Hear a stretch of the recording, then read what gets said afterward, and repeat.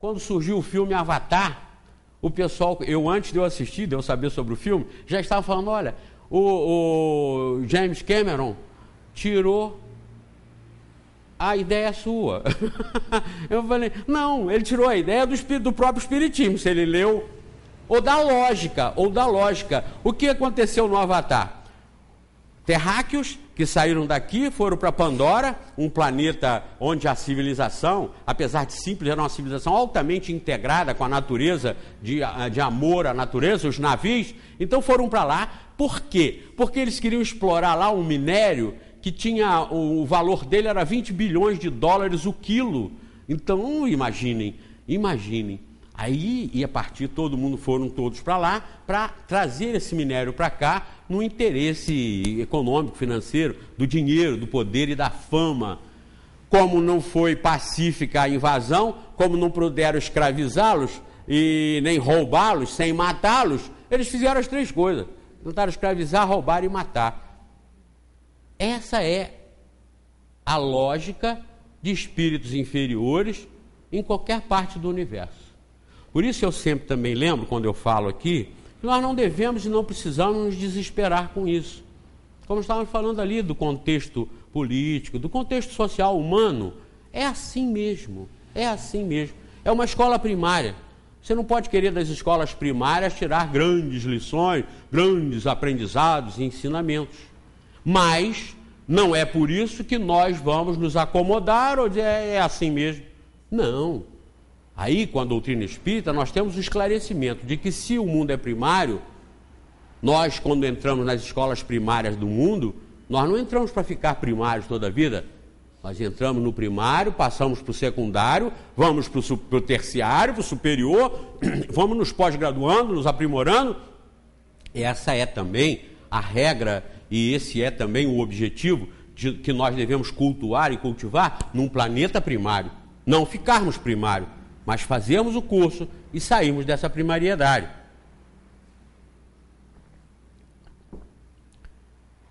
Esse esclarecimento que a doutrina espírita nos traz, eu falo também muito para vocês, e vou sempre repetir isso, faz com que cada um raciocine, cada um se coloque, como eu escrevo aqui às vezes, no lugar de Deus. Cada um deva ser teólogo por conta própria, cada um deva ser filósofo por conta própria. Vocês não têm que ficar na dependência do que eu vou revelar para vocês. Vocês não devem ficar na dependência do que o Papa vai revelar para a humanidade, que o pastor vai dizer para as suas ovelhas. Não. Vocês podem e devem conhecer o que diz o Papa, o que diz o pastor, o que diz o budista, o que diz o rabino, para cada um tirar as suas conclusões com fundamento na doutrina espírita. Quando eu digo aqui que esse livro não é sagrado, eu estou dizendo a verdade. Quando eu digo aqui que o conteúdo desse livro dos Espíritos é uma consolidação das verdades que a humanidade tem conhecimento, isso é certo. Mas não é o livro sagrado da humanidade. É um conjunto de verdades para nos esclarecer, nos ensinar a viver com mais segurança, com mais objetividade e com mais desapego às coisas do planeta. Volto à tragédia, como eu disse, muita gente foi dormir rica no dia 11 e amanheceu pobre no dia 12, querendo suicídio. Por quê? Porque nós, quando nascemos num planeta inferior, nós já somos desde criancinha, desde bebezinho, treinados para pensar no sucesso que significa fama, dinheiro e poder. Nós somos treinados para fazer os cursos que vão render mais dinheiro para a nossa vida e para a nossa carreira. Nós somos treinados a ser importantes, a termos os carros melhores, maiores. Eu até digo aqui, tem gente que compra carrão Hilux cabine tripla, com carroceria ainda avantajada e tal, para um casal. Não tem fazenda, não cria boi, não cria galinha, não precisa levar nada naquilo. Apenas um casal. Para quê? Para quê? Só para sentar ali dentro e aparecer. Porque não tem lógica, não tem razão. Vai gastar mais gasolina, vai poluir mais o planeta, vai ter dificuldade de estacionamento, vai ter tudo que não precisa. Mas é o nosso íntimo. É a nossa inferioridade estampada, projetada. Então, quando nós nascemos aqui, nós já somos altamente treinados aos sofrimentos, do agarramento e do amor à matéria, do amor ao poder, do amor à fama, do amor ao dinheiro, da violência. Nós somos treinados desde pequenininho. Lembram as musiquinhas que nós cantamos com as criancinhas? Atirei o pau no gato, mas o gato não morreu. Quer dizer, a intenção era matar o gato, mas o gato não morreu.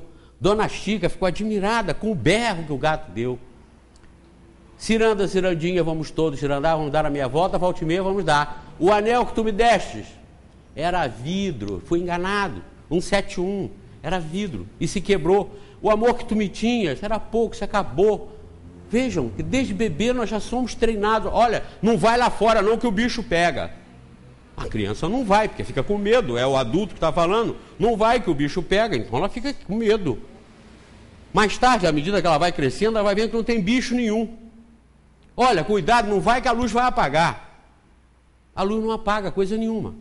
Ela vê aquilo, vê que não é verdade, mas aprende que aquilo é educação. Aquilo é o sistema. É assim que ela vai fazer. Ela vai falar para os seus filhos, cuidado, a luz vai apagar. Não vai lá fora, olha o escuro. Vejam, é um treinamento que nós precisamos quebrar essa casca desse treinamento que já nos enfiaram na cabeça desde que nós nascemos. Das injustiças, da violência, da ingratidão. Então esse é o mundo que nós vivemos. Essa é a nossa história, de quando nós nascemos até quando nós desencarnamos. É a nossa história, a história da humanidade. Então observem, se nós não precisamos acordar, se nós não precisamos despertar e quebrar isso. Religião é a regra de Deus imposta. Se não fizer aquilo que está convencionado por todas as igrejas, nós estamos perdidos. Então, nos colocam também o medo de Deus, o temor a Deus. As pessoas ficam numa sinuca tão grande por falta de conhecimento, ficam numa sinuca tão grande que elas não sabem o que faz. Se vão para a igreja, vão ficar ali no comando. Se saem da igreja, vão para o inferno. Então, o sujeito fica numa dúvida que não sabe o que é pior. Ficar escravizado na igreja ou ir para o inferno depois que morrer. O Espiritismo veio para quebrar com isso, para libertar a gente. Não é para fazer do centro espírita, como eu lembro a vocês, um grupo que vem aqui, se condiciona a isso e vem ouvir simplesmente o que nós vamos falar, ou achar que vindo aqui estão com o problema resolvido. Não. Eu tenho exortado a todos vocês a serem filósofos, a serem teólogos, a perguntarem, a questionarem. Vocês não acreditam nisso aqui porque nós estamos falando. Em que pese ter pessoas aqui, não está aí, né, Beth, que ela diz o seguinte: Zé Manel falando, mesmo que esteja errado, eu acredito. Ela fala, se Zé Manel falou, mesmo que não esteja certo, eu acredito. Nunca, nunca façam isso. Mesmo que sejam os espíritos aqui que estão dizendo, vocês não têm que acreditar logo, raciocinem, pensem. É o que eu digo para vocês, coloquem-se no lugar de Deus. E olha, quando nós começamos a fazer isso, nós vamos vendo como nós seremos melhor do que o Deus que sempre nos foi ensinado pelas religiões. Nós seremos muito melhor. Porque, primeiro, nós não mandaríamos tragédias para aqui, não deixaríamos que tragédias acontecessem se nós tivéssemos todo o poder, toda a ciência, todo o conhecimento e toda a presença universal, poder, presença e consciência. Nós não íamos deixar acontecer essas coisas horríveis que acontecem aqui. Nós não íamos botar famílias juntas para depois deixar que todos morressem, como nós tivemos aqui na catástrofe que se abateu sobre Friburgo, sobre a nossa região. Nós não íamos permitir. Se nós aperfeiçoamos nossas máquinas, nossos computadores, se nós já temos recursos de colocar ali antivírus para que a máquina não se contamine ou para que ela não seja desastrosa, Deus até hoje, com 4 bilhões e meio de planeta, com 14 bilhões, com 18 bilhões de anos de universo, botando gente aqui, já 104 bilhões de almas passaram por aqui, entre 104 e 108 bilhões de almas passaram por aqui. Hoje nós somos 6 bilhões e 800 milhões aqui. com uma predominância do mal, como nós vemos, entender que só existe esse planeta habitado e que só existe uma vida para cada um de nós, seria estar admitindo que Deus não está sabendo o que faz. Que Deus não está evoluindo, pelo menos. Porque o mal de hoje tem sido o mesmo mal de milênios passados. A tecnologia avançou muito, mas a moralidade muito pouco. Observem que lá atrás os bárbaros se matavam com flecha, com machado, com pedrada. Hoje só mudaram as armas, só foram mudadas as armas. Mas os homens continuam se matando, continuam se agredindo. Aí a pergunta é a seguinte: Deus existe? Existe. Ele é que é o autor de tudo, é o autor de tudo. E continua fazendo gente do nosso jeito. Por que não colocou um neurôniozinho a mais, como a gente coloca o antivírus no computador? Aquele neurôniozinho que não permitisse que a gente desviasse do caminho. Não permitisse que a gente fosse violento. Já seria uma grande coisa. Não permitir que as pessoas explodissem em raiva, em rancor. Colocasse um neurôniozinho a mais. Nós colocamos no computador. Por que Deus não colocaria no ser humano? Eu até complico as pessoas que não são espíritas quando eu pergunto isso. Quando eu pergunto isso. Se você fosse Deus, você já não teria mudado isso? Se só temos uma vida? Então essa humanidade de 6 bilhões e 800 milhões de habitantes, ela tem menos de 100 anos. Tem menos de 100 anos. Então Deus nesse período aqui, nesse último período da humanidade, que é o nosso, em que nós estamos agora, não teria ainda visto que isso não está dando certo? Soca a gente no Haiti sabendo que o Haiti vai ser destruído. Soca a gente no Japão, no norte do Japão, sabendo que o terremoto vai bater lá e vai destruir tudo. Soca a gente naquelas cidades americanas onde sabe que vai passar um tornado e vai destruir aquilo tudo. Então a doutrina espírita esclarece isso para a gente. Nós espíritas não precisamos ter medo. Nós não temos que ter medo, como eu digo, da morte, medo da doença, medo da pobreza, medo da riqueza. Nós não precisamos ter medo disso.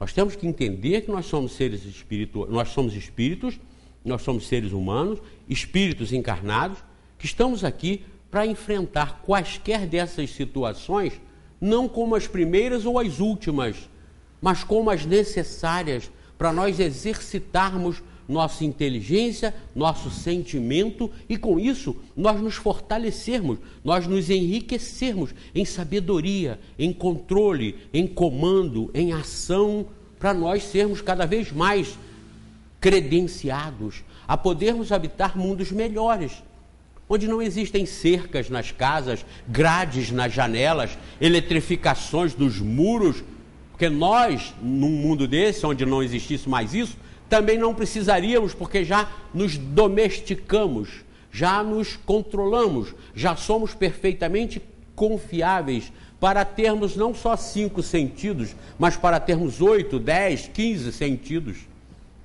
Eu digo assim, 5 sentidos que nós temos. Imagine criar um cesto, nós podemos ver através das paredes, ver a matéria não seria obstáculo para a nossa visão. Imaginem isso sendo colocado no homem aqui na Terra agora. Não é, Paulo? Isso não daria certo. O que vocês acham que nós estaríamos vendo? Só o que não serve, o que não presta, o que não deve. Nós íamos olhar pelas paredes dos outros para ver lá dentro coisas, os Big Brother, essas imoralidades daí. Nós seríamos verdadeiros Big Brothers ao vivo durante a vida no mundo inteiro. Então nossos 5 sentidos já nos limitam pela nossa capacidade moral, certinho. Quem começa a ter um 6º sentido, como por exemplo a mediunidade avançada, se perturba com isso. Normalmente é muito mais fácil, tem muito mais tendência de quem desenvolve, por exemplo, uma mediunidade acentuada, de se envolver com o que não deve, do que fazer uma mediunidade bem encaminhada. Tivemos e temos vários exemplos disso aqui no Brasil e no mundo inteiro.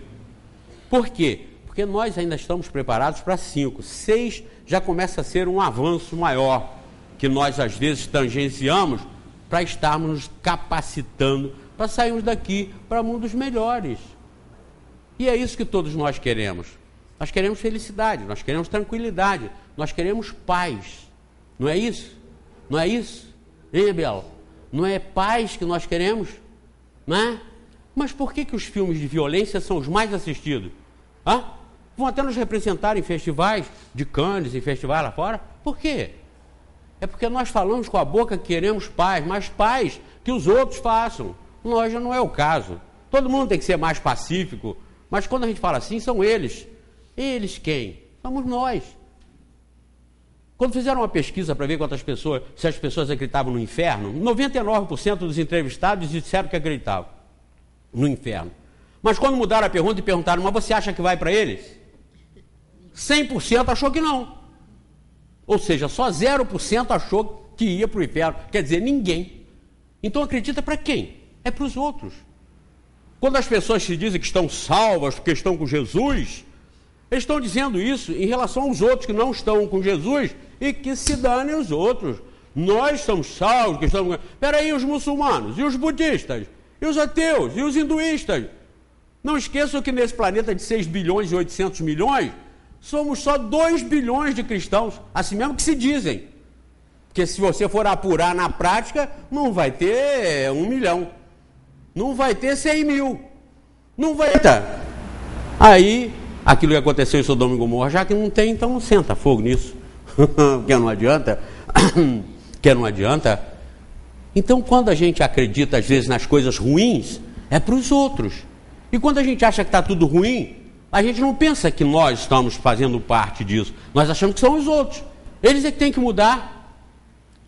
E quando as pessoas acham que os bons vão dominar a terra e pregam isso com aquela intenção assim, eles é que vão para outros lugares infernais, que nós estamos aí para habitar a terra. Não é assim. Eles, nós e todos, somos os integrantes e as causas primárias do mundo ser inferior.